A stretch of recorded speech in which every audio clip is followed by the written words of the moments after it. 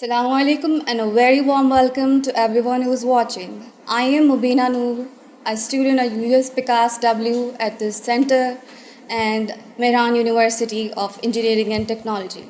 Today we have a very esteemed guest, Dr. Rasool Baksh Meher, who is Vice Chancellor of Benazir Bhutto Shahid University of Skill and Development, Khairpur, Miras.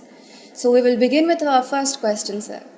First sir मेरा यही सवाल है कि जो ये conference है ये किस बारे में है like water governance and climate what is this basically like the root level of this. Thank you very much. First of all, I appreciate the organizers, especially Director Professor Dr. Kamran Ansari, who is basically leading the center and continuously every year is organizing international conference on water and climate change. And this conference is specifically on international conference on water governance and climate resilience. Water governance का जो आपने कहा कि इसका क्या मकसद है, इसका मकसद ये है कि पानी को प्रॉपरली मैनेज करना, वो उसकी डिस्ट्रीब्यूशन है, उसकी अवेलेबिलिटी है, उसकी इरिगेशन के लिए एप्लीकेशन है, हर चीज़ को कंट्रोल करना और स्टैंडर्ड के मुताबिक लेके आना, उसे वाटर गवर्नेंस के ड्रिंकिंग वाटर है, आपका इंडस्ट्रियल वाटर है, वेटलैंड्स के लिए वाटर है, जितने भी वाटर को शेयर करते हैं उनको उनका प्रॉपर जो हिस्सा है वो देना, उसे वाटर गवर्नेंस कहा जाता है। क्लाइमेट रेजिलेंस उसके साथ है, उसका मकसद ये है कि क्लाइमेट चेंज की वजह से वाटर की अवेलेबिलिटी में इम्पेक्ट हो रहा है। जैसे इस साल दोबारा ड्राउट आ गया, पानी की अवेलेबिलिटी कम हो गई, तो उसके लिए हमने क्या क्या प्रिकॉशनरी मेयर करने हैं, कैसे उसको पानी को प्रॉपरली यूटिलाइज करना है कि वेस्टेज कम हो जाए, और इरिगेशन के लिए जो हाई एफिशिएंसी इरिगेशन सिस्टम्स हैं वो लगाने चाहिए। अभी जैसे हमारे पास फ्लड इरिगेशन है, फ्लड इरिगेशन में पानी 70% जो है ना वो नीचे रूट जोन से नीचे चला जाता है और किसी काम का नहीं होता। तो वो जो ओल्ड जो हमारे सिस्टम है उनको ख़त्म करके न्यू जितनी प्लांट को रिक्वायर्ड है उतना पानी दिया जाए और नीचे पानी की जो वेस्टेज है ऑन फार्म पे उसको कम किया जाए। तो बाकी दूसरे न्यू टेक्निक्स हैं जहाँ जब वाटर स्कैर्स होता है तो उसमें उनको अडॉप्ट किया जाए, जैसे पिक्चर इरिगेशन है। अभी काफ़ी टेल एरियाज में पानी इस साल पहुँचा है नहीं, हम काटन ग्रो ही नहीं कर सके, उसका उधर क्या किया जाए, उधर के फार्मर्स को या तो वो बेघर बने या उनको ऐसी हम टेक्निक बताएं जो क्लाइमेट रेजिलेंस हो, जैसे उनका सर्वाइवल हो, एटलीस्ट उनको अपने फॉडर अपने जो एनिमल्स हैं उनके लिए ग्रो कर सके, कुछ फूड अपने खाने के लिए ग्रो कर सके। तो जो भी एडवांस टेक्निक हैं, क्लाइमेट अडेप्टेशन टेक्निक्स हैं, वो उनको बताई जाए, जैसे वो अपनाए करें और उससे एटलीस्ट उनका survival. Thank you sir, that was such an insightful answer. Sir दूसरा जो सवाल मैं आपसे पूछना चाहूँगी वो ये है कि लाइक क्लाइमेट की बात करें तो हमारा country like it's more vulnerable, और it's kind of a controversial question from my side, and that is कि हमारे जो डेवलप्ड कंट्रीज़ हैं जैसे यूनाइटेड स्टेट्स हो गया या चाइना हो गया, they are like the industrialized countries, right? So their impact on these developing nations is like pretty huge. So what is your like answer to this कि जैसे हमारे पास 2022 में फ्लड्स आए या फिर ड्राउट्स आए, तो इसका हमारे साथ क्लाइमेट जस्टिस हो रहा है कि नहीं? हमारे पास क्लाइमेट जस्टिस हो तो नहीं रहा है, लेकिन उनके लिए उन्होंने जो डेवलप्ड कंट्रीज़ हैं उन्होंने वे फॉरवर्ड बताया है कि कार्बन क्रेडिट जैसे कि भाई यूएसए है वो वहाँ पे बहुत कार्बन प्रोड्यूस कर रहा है और क्लाइमेट को ख़राब कर रहा है। तो उन्होंने कहा कि भाई जो 1 टन कार्बन जो मिनिमाइज करने के लिए जो आपको ट्री प्लांट करने हैं, आप ट्री प्लांट करें और वो क्या करेगा कि वो फ्रेश एयर प्रोड्यूस करेगा और उससे कार्बन सिंक होगा।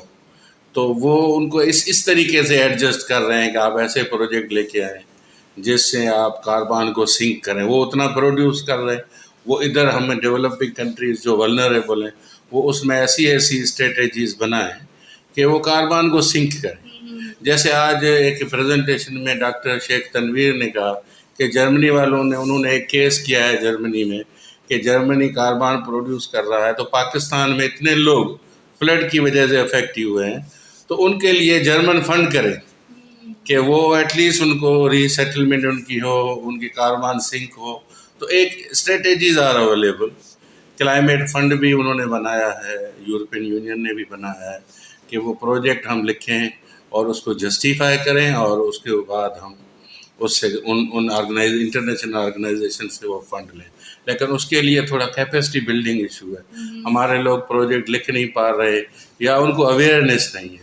तो ये जो कॉन्फ्रेंस होती है, इस कॉन्फ्रेंस में ये अवेयरनेस का काम भी होता है कि काफ़ी लोगों को अवेयरनेस दी जाती है कि कार्बन क्रेडिट क्या है, उसके लिए कैसे अप्लाई करना चाहिए, कौन कौन सी चीज़ें हैं जिससे कार्बन सिंक होता है। जैसे वन ऑफ देम मैंने बता दिया कि भाई हम ट्री प्लांटेशन करें, सोलराइजेशन करते हैं, ये काफ़ी रिन्यूएबल एनर्जी के प्रोजेक्ट हैं जिससे कार्बन सिंक होता है।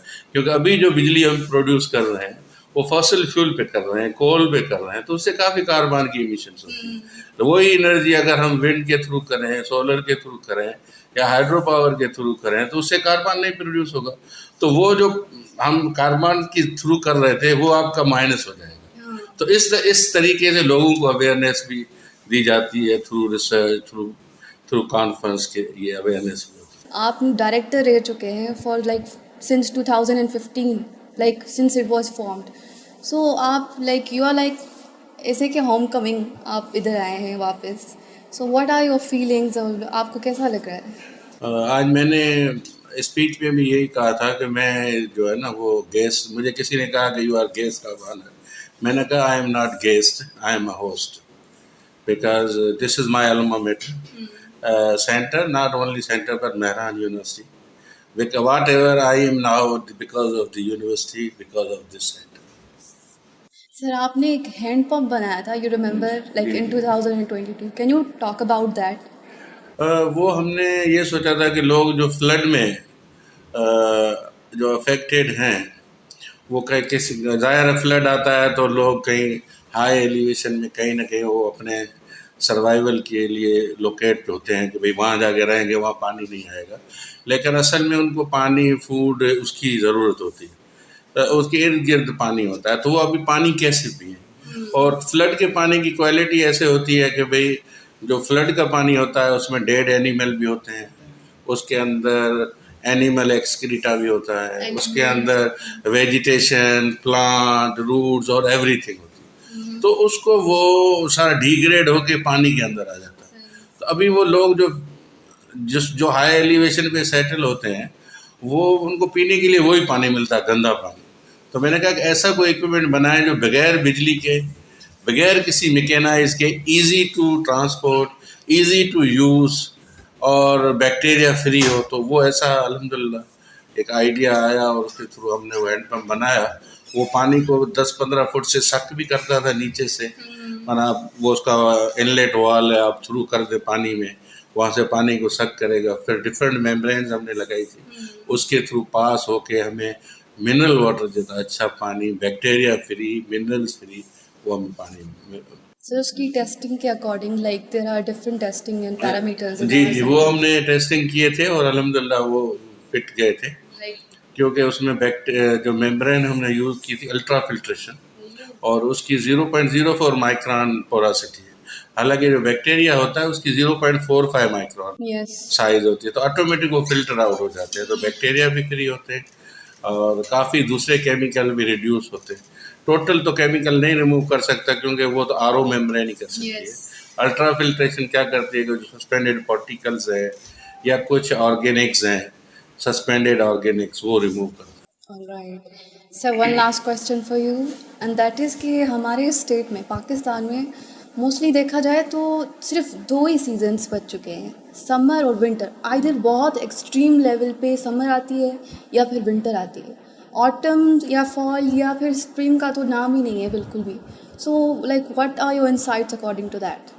बिल्कुल आप सही कह रही हैं। अभी जो हमारा विंटर भी वो शॉर्ट हो गया है, और ये क्लाइमेट चेंज के इम्पैक्ट्स हैं, और इसकी जो एडेप्टेशन के लिए हमें काम करना चाहिए। और जैसे सर्दी ज़्यादा होती है तो हम क्या करते हैं, कंबल ओढ़ते हैं ज़्यादा, डबल लेयर ट्रिपल लेयर में कपड़े पहनते हैं। इसी तरह से हमने समर के लिए भी ऐसी तैयारी करनी चाहिए जी, हीट वेव वगैरह इफेक्ट ना करें, और ऐसी फसल हम ग्रो करें जो उस टेम्परेचर पे होती हो। अगर कि हम सेंसिटिव करेंगे तो हाई टेम्परेचर पे भी जल जाएंगी, लो टेम्परेचर पे एग्रीकल्चर हम नहीं उगा सकेंगे। तो हमें रिसर्चर्स ने क्या करना है कि गाइड करना है कि ऐसी हम फसल उगाएं जो इन हाई टेम्प एक्सट्रीम इवेंट्स जो आते हैं उसके अंदर वो सरवाइव करें। Sir that's it, but one more ये है कि आप जो स्पीच आपने दी थी ऑडिटोरियम में, can you like share some details about it, like what was it about exact? You didn't hear? No, sir, I was yes. Actually, I talked about the water challenges, कि हमारे पास पानी के कौन कौन से चैलेंजेस हैं। जैसे वाटर गवर्नेंस का, जैसे आपने कहा, वाटर क्वालिटी का चैलेंज, वाटर स्केर्सिटी का चैलेंज, वाटर मैनेजमेंट का, वाटर डिस्ट्रीब्यूशन का, ट्रांस बाउंड्री जो हमारे इंडिया के साथ, जैसे हमारे चार साहब ने भी कहा, मैंने भी कहा कि ट्रांस बाउंड्री इशूज़ है। हमारे 3 रिवर उनको दे दी गई 1960 में इंडस वाटर ट्रीटी के, तो वो हमारा पानी कम हो गया। हमारा इंटर प्रोविंशियल, एक प्रोविंस का दूसरे प्रोविंस में भी पानी की डिस्ट्रीब्यूशन पे इशूज़ हैं, कैनाल्स वाले इशू आपने देखे होंगे।